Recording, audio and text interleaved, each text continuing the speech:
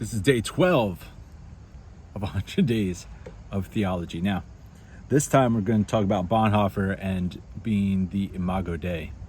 Yesterday, I talked about Bonhoeffer brings up the limits and that we run into problems when we try to be too much or too little, when we try to be too divine or too much like the animals.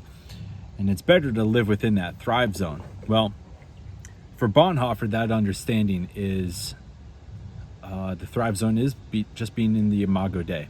That's the Latin phrase for the image of God, which really kind of comes from a Latin translation of the Hebrew Bible in Genesis 1, where we are called that.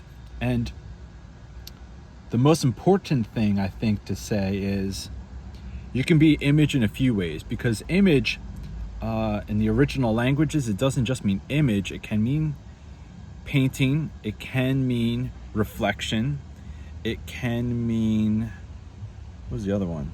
Fractal, even, like you are on your own life, small scale version of God, fractal.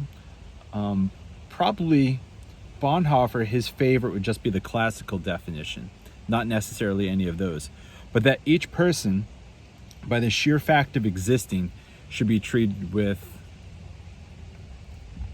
dignity and respect and value as the starting point. And whether you know it or not, Western civilization is actually built on that idea, that there is intrinsic value to the person. Now, secular society may not call it the Imago Dei, but they at least took that principle. It came from somewhere. They may not use that phrase anymore, but every human being has intrinsic value and worth.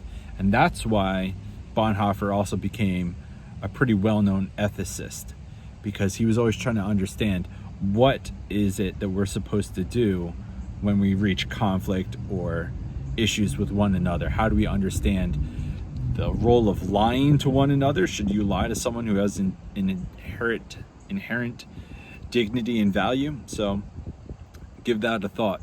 Bonhoeffer let his understanding of the Imago Dei influence his ethics, so maybe we should too. This was day 12 of 100 Days of Theology. Cheers.